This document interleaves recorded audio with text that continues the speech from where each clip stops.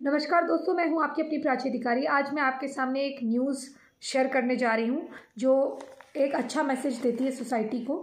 वो मैसेज क्या है मैं बता दूं। सुप्रीम कोर्ट ने दोहरे हत्याकांड के आरोपियों को दी जमानत। सुप्रीम कोर्ट ने पटना हाई कोर्ट को लगाई फटकार। यानी कि पटना हाई कोर्ट ने दो जो आदतन अपराधी थे, बैकग्राउंड से भी अपराधी थे, उनको पटना हाई कोर्ट ने जमानत दे दी, जैसे बेल पर रिहा कर देते हैं। उसके बाद जो सुप्रीम कोर्ट था उसने संज्ञान लिया और सुप्रीम कोर्ट ने इनकी फटकार लगाई। सुप्रीम कोर्ट ने सख्त टिप्पणी करते हुए कहा कि इस फैसले से ना तो कारण था, इस फैसले का ना तो कारण था, ना ही आरोपी की आपराधिक पृष्ठभूमि के संबंध में जोरदार दलीलें दी गई। क्योंकि अगर आप जोरदार दलीलें देते कि उनका कितना बड़ा आपराधिक रिकॉर्ड है तो ऐसा नहीं होता, लेकिन आपने भी संज्ञान लेना चाहिए था। विस्तार, इस घटना का विस्तार बता दूं। सुप्रीम कोर्ट ने बिना कोई कारण बताए जमानत देने के लिए पटना हाई कोर्ट को फटकार लगाई और हत्या के आरोपी को तुरंत वापस जेल में आत्मसमर्पण करने के निर्देश देते हुए इसे रद्द करने को कहा। शीर्ष अदालत ने कहा कि यह आदेश यांत्रिक रूप से और अनमने तरीके से पारित किया गया है। न्यायमूर्ति एम.आर. शाह और न्यायमूर्ति संजीव खन्ना की पीठ ने सोमवार को पारित फैसले में हाई कोर्ट के जमानत आदेश का हवाला देकर कहा कि इस तथ्य पर ध्यान दिया इसमें ना तो कोई कारण था, न कि आरोपी की आपराधिक पृष्ठभूमि में संबंध में जोरदार दलीलें दी गई। यानी कि जो जमानत आपने दी इसका कोई कारण नहीं था, न उसकी आपराधिक पृष्ठभूमि को आपने संज्ञान में लिया, ना उसके बारे में विवेचना करी।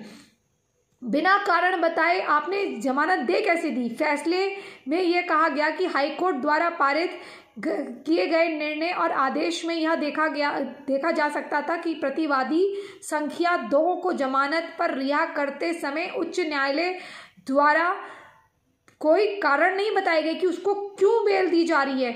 ना ही हाई कोर्ट ने अभियुक्तों के खिलाफ अपराधों की प्रकृति या और गंभीरता पर विचार किया कि ये कितने आदतन अपराधी हैं, आपने ये भी नहीं देखा। और आपने ना कोई इनकी जांच करवाई, ना कोई सबूत मांगे कि इनको क्यों, अगर आप जमानत दे रहे तो किस बिना पे, किस ग्राउंड पे इनको जमानत दी जानी चाहिए, ये आपने नहीं करा। ऐसा लगता है कि हाई कोर्ट ने यांत्रिक और अनमने तरीके से आदेश पारित कर दिया। अरे, आदेश तो रोकड़े के दम पे पारित हुआ होगा और किसी राजनीतिक दबाव के पारित हुआ होगा। कोई ना कोई इनका, और वो वैसे भी कहते हैं ना जकात फाउंडेशन वाले हमारे जज बैठने चाहिए, तो इनके जज बैठे होंगे, तो भाई हत्या करके आए हैं, कोई बात नहीं। शीर्ष अदालत ने कहा कि हाईकोर्ट ने जमानत देने के प्रासंगिक विचारों का बिल्कुल भी ध्यान नहीं रखा। जमानत देते समय कई बातें ऐसी देखी जाती हैं। पहला, गंभीरता की प्रकृति, यानी कि जो अपराधी है उसकी प्रकृति कैसी है। दूसरा, साक्ष्य की प्रकृति, साक्ष्य कैसे हैं, और परिस्थितियों और अभियुक्तों के लिए विशिष्ट है। मतलब ये अभियुक्तों के बारे में उनको जमानत देने से पहले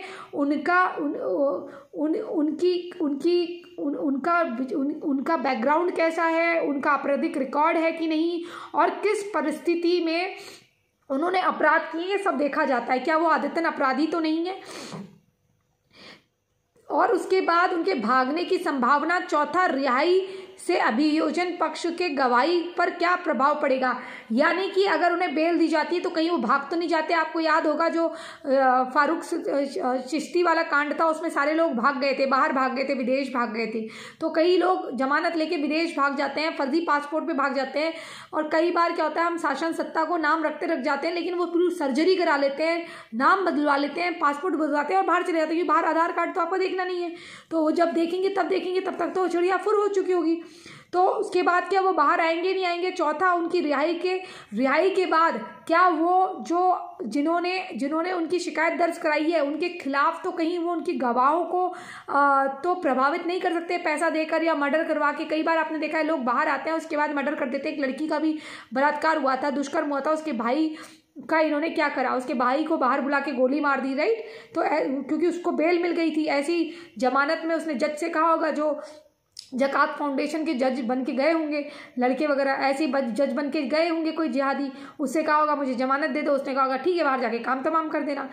तो इस तरह से उनको क्यों दिया गया। और पांचवा, समाज पर इसका क्या प्रभाव पड़ेगा, क्या केस के साथ इसकी छेड़छाड़ तो नहीं होगी जो वैसे सबूत है, या समाज पे इसका क्या असर पड़ेगा ये भी देखना होगा। पिता बेटे की हत्या का आरोप, कानूनी सिद्धांतों का उल्लेख करते हुए अदालत ने कहा कि जमानत आदेश में इस तथ्य पर विचार नहीं किया गया कि आरोपी एक हिस्ट्री शीटर है। जैसा कि मैं आपको बता रही थी, आदतन अपराधी जो मैंने शब्दावली का उपयोग करा वो यहाँ नहीं लिखा हुआ था, लेकिन कोर्ट ने बता दिया कि आरोपी एक हिस्ट्री शीटर है और उसकी आपराधिक पृष्ठभूमि है, जैसा कि मैंने बैकग्राउंड के लिए कहा था, वो तब यहाँ पर मैंने देखा नहीं था। और वह याचिकाकर्ता के पिता और भाई की हत्या के दोहरे हत्याकांड में शामिल है। इस मामले की सुनवाई का साक्ष्य दर्ज करने में महत्वपूर्ण चरण में है। मतलब जो केस है वो अपने चरण पे पहुंच रहा है और आप उसे पिता और जो याचिका करता है जिसने ये कंप्लेन करवाई है, चाहे बेटा हो या बेटी, उन्होंने कहा है कि ये पिता और बेटे का अपराधी है। मतलब जो याचिका करता है शायद उनके बेटे और पिता की हत्या करी है इसने, या किसी लड़की ने अपने पिता और भाई की हत्या का इस पे आरोप लगाया है, उनका इसने हत्या करी है, एक पिता और बेटे की हत्या करी है, इसकी आपराधिक पृष्ठभूमि है। और ना आपने ये गंभीरता देखी कि ये बाहर जाके इसका क्या असर होगा और सबूतों से कैसे छेड़छाड़ हो सकती है, केस को ये कैसे प्रभावित कर सकता है, इसका क्या आपराधिक रिकॉर्ड है और क्या कारण दिए गए हैं कि इसको, और क्या कारण दिए गए जो इसको बेल मिली, और क्या इसकी संभावना नहीं है कि बेल पे जाने के बाद भाग जाएगा, क्या इसकी संभावना नहीं है कि इससे समाज में गलत असर पड़ेगा। लेकिन आपने ये सब नहीं देखा और इसको बेल दे दी। तो इसका संज्ञान लेते हुए उन्होंने कहा कि इसे तुरंत वापस जेल में डाला जाए, ये कहा गया है सुप्रीम कोर्ट के द्वारा पटना हाई कोर्ट को फटकार लगाते हुए। शायद इतना संज्ञान पटना हाई कोर्ट के जो खन्ना जज हैं इनको मैं देती हूँ धन्यवाद। जज का नाम मैं भूल रही हूँ और मैंने आर्टिकल बंद कर दिया है। तो मैं बस जो जजों ने ये फैसला करा है उनको साधुवाद देते हुए ये कहती हूँ कि सारे जजेस को इतना समझदार होना चाहिए जिससे लव जिहाद के भी जो केस हैं या कोई गंभीर हत्या के आरोपी हैं उनको बेल ना मिले कि वो पैसे के प्रभाव से या अपने राजनीतिक प्रभाव से दूसरों पे आके प्रभाव डालें, और जो साक्ष्य हैं यानी कि जो गवाह हैं उसके साक्षी जो हैं उस केस के जो साक्षी हैं, जो कत्लो आम हुआ या लड़की के साथ शोषण हुआ, इन सब के जो आरोपी हैं इनको जब बेल मिल जाती है तो बाहर आके किस तरह का काम करते हैं। आपने अभी दिलशाद हुसैन के केस में देखा होगा कि भगवंत निषाद जी ने जब उसे गोली मारी तो उससे आने से पहले उसने क्या करा, उसने लिखा था कोर्ट में मिलते हैं ससुर जी और आ रहा हूँ मैं ससुर जी, कुछ ऐसे लिखा। एक बाप जिसकी बेटी का ऑलरेडी जीना मुहाल हुआ हो, उस पर तरह तरह के दबाव डाले जा रहे हों, उसके बाप को, उस निषाद जी को अश्लील फोटो और मैसेज और वीडियो भेजता हो, तिल तिल करके मारता हो, उसे बाहर बेल मिल जाती है तो एक पिता क्या करता। इसलिए कहीं इसके दुष्परिणाम समाज पे ना हो। अगर दिलशाद हुसैन को भी जेल में रखा जाता और कड़ी उस पर कार्रवाई करी जाती, उसे बेल नहीं मिलती, तो शायद आज निषाद जी जेल पे नहीं जाते, और शायद जो किशन भारवाड़ जी का कांड हुआ है ये भी नहीं होता, क्योंकि ये उन्हीं का हत्या का बदला लिया गया है। उस निषाद जी ने जो करी है, वध करा जो अपनी बेटी के लिए, उसका ये सामाजिक परिणाम ये हुआ कि वहाँ इन मुसलमानों ने बदला लिया और बहाना ढूंढा इस्लाम की बेअदबी का, जैसे यही खुदा बैठे हों। खैर, ये यहाँ पर सुप्रीम कोर्ट ने बहुत अच्छा काम करा है और मैं साधुवाद देती हूँ। इस तरह के निर्णय जब आते हैं तो समाज में बहुत अच्छा एक मैसेज जाता है जो कि इन्होंने दिया है। इसी संदेश के साथ बस आपको इतना कहते हुए जाऊँगी, एक लाइक और एक सब्सक्राइब करने से, एक कमेंट करने से आपका कुछ नहीं जाता। और अगर हमें आर्थिक सहयोग भी करना चाहते हैं तो हमारे डिस्क्रिप्शन के माध्यम से हमारा ब्यौरा दिया गया है, पिन मैसेज में भी इंफॉर्मेशन है।